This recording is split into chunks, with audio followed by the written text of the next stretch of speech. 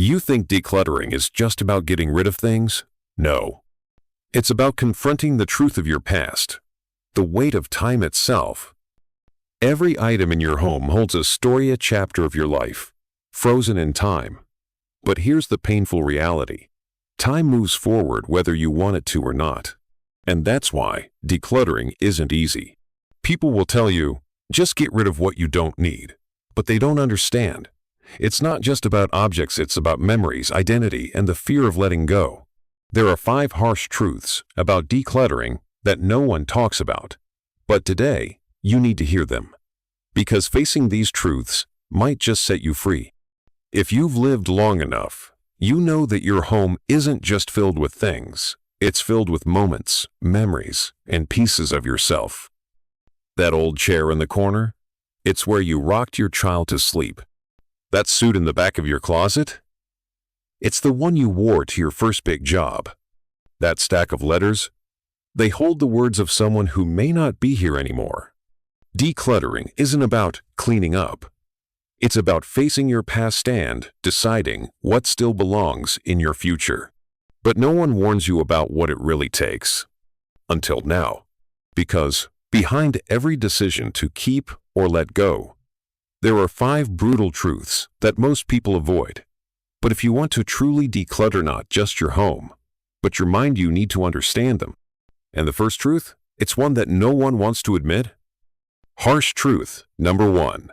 Decluttering feels like saying goodbye to who you used to be. Look around your home. Every item you see isn't just an object, it's a part of your story. That dusty bookshelf? It holds the knowledge you once sought.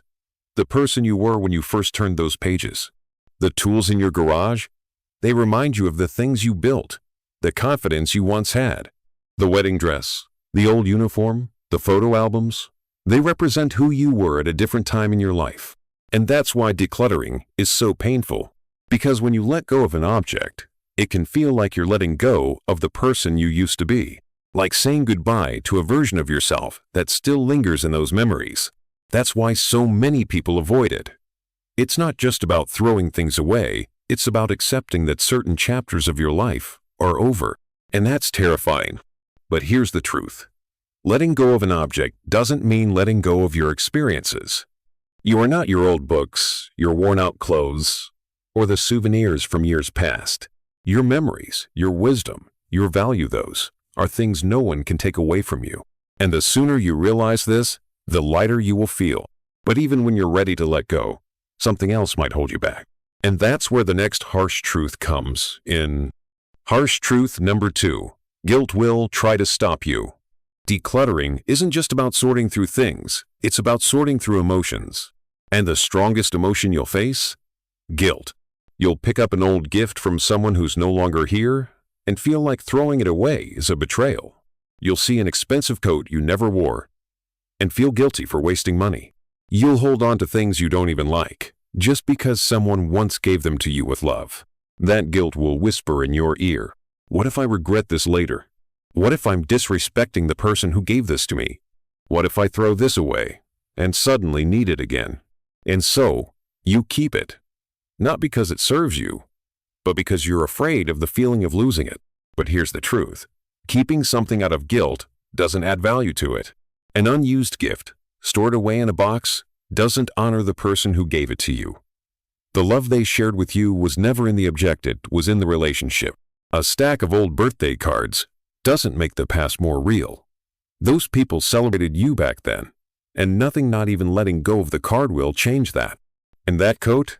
The money is already spent. Keeping it won't bring it back. The real betrayal isn't letting go, it's allowing guilt to hold you prisoner in a home full of things you don't need. And yet, even when you've made peace with guilt, another painful truth awaits. Because sometimes, the things you've held on to for years aren't even wanted by the people you saved them for. Harsh truth number 3. The next generation might not want your stuff. For years, you've saved things, treasured possessions, family heirlooms, memories, thinking, one day, my children or grandchildren will want these. But then, that day comes, and they don't. The dining table that hosted decades of family meals, The fine china you only used on special occasions? The antique jewelry, the books, the photo albums? They say, "We don't have space for this." Or worse, "We don't need it." And suddenly, it feels like a rejection, not just of your belongings, but of the life you built, the memories you cherished, the history you thought they would carry forward. But here's the truth. Times have changed. Your children and grandchildren live differently than you did. They move more often. They prefer smaller homes. Many of them value experiences over objects. And that doesn't mean they don't love you. It just means they don't need physical things to remember you.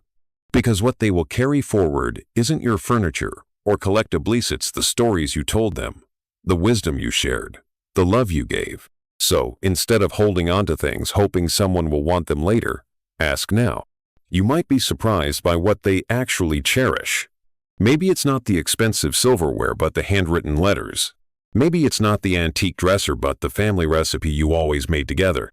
And if they don't want something, that's okay.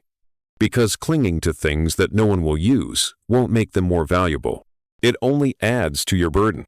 And speaking of burdens, that brings us to the next harsh truth. Because what we hold on to doesn't just take up space, it makes life harder. Harsh truth number 4. Holding on to too much makes life harder, not safer. We tell ourselves, "I might need this one day," so we keep it. We hold on to extra dishes, extra clothes, extra furniture, just in case. We convince ourselves that more stuff means more security. But the truth? The more you own, the harder life becomes. Suddenly, every drawer is full, every closet is packed, every surface is covered. Finding something simple like an important document or your favorite sweater becomes a frustrating search through piles of clutter. Cleaning takes longer. Moving around your home becomes more difficult. And worst of all, your own home starts to feel like an obstacle course. That extra table in the hallway? Now, it's something you have to carefully walk around. The stacks of old magazines? A tripping hazard. The cluttered kitchen? A daily source of stress. And if you think it's just about physical space, think again. Because clutter isn't just in your home, it's in your mind. Every item you own demands attention, even if you don't realize it. It's a constant, unspoken burden of weight you carry every single day. But here's the harshest truth of all. Clutter doesn't make life safer, it makes life harder. And the longer you wait, the heavier it becomes. That's why decluttering isn't something you do one day. It's something you must face now.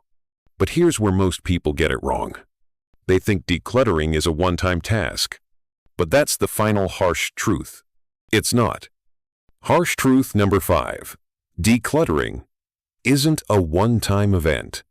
It's a lifelong process. Most people think, "I'll declutter once, and then I'm done." But that's not how it works. Because clutter doesn't just appear overnight. It builds up slowly, silent, one item at a time. A gift you didn't need, but felt bad getting rid of. A stack of papers you meant to sort through but never did. A sentimental item you weren't ready to let go of. And before you know it, it's back. That's why decluttering isn't something you do once. It's something you must do constantly.